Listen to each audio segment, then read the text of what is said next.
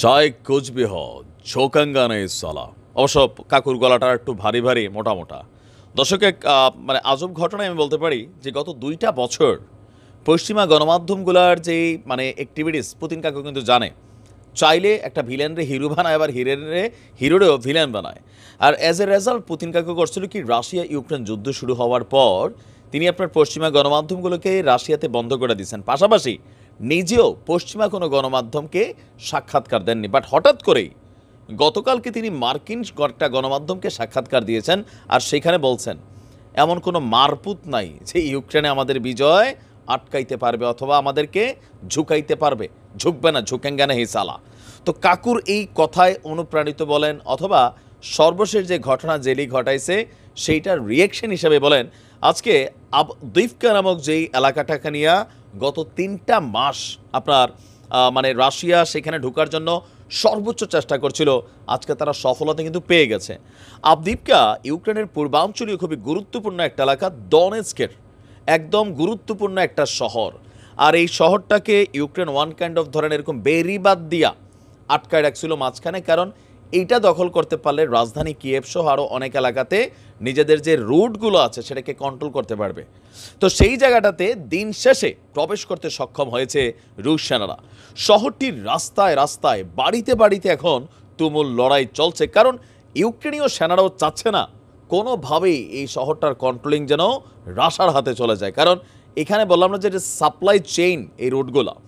আবদিভকা শহরটিকে প্রতীকী এবং কৌশলগত গুরুত্বপূর্ণ বলে বিবেচনা করা হয়।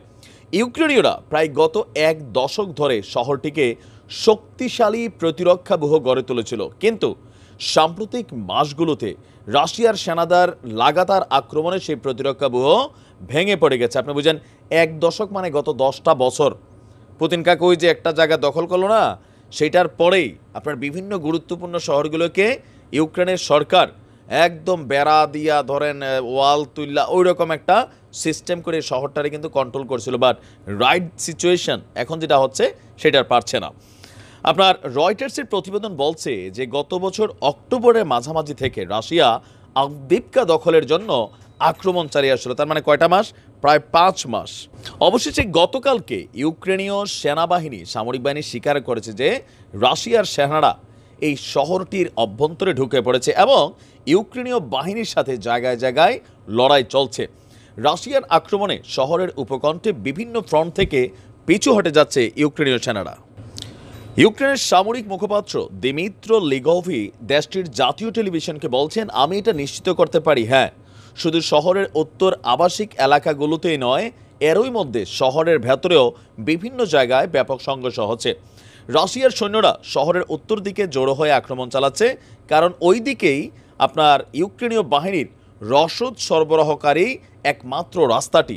এই পথটি যদি বিচ্ছিন্ন করে দিতে পারে রাশিয়ান, তাহলে আবদিভকার পরিস্থিতি ভয়ঙ্কর হয়ে উঠবে। কি এখানে থাকা আপনার যেই ইউক্রেনীয় সেনারা আছে তারা কার্যত না খাইয়া মরতে হবে।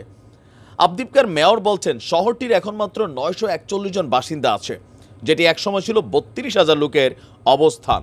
আর এই শহরটাতে সর্বশেষ ইউক্রেনীয়দের শক্ত ঘাঁটি বাকমুতের পর এটা হতে পারে বড় কোনো শহরের পতন, মানে যে বাকমুতকে ওয়াগনার গ্রুপ পুতিন কাকুর হাতে প্রায় 1 বছর লড়াই কইরা তুলে দিয়ে গেছিল, এখন আবদিভকা পুতিন কাকুর হাতে খেলা হবে। দেখি জেলি কত খেলতে পারো, নাকি খেলা হবে।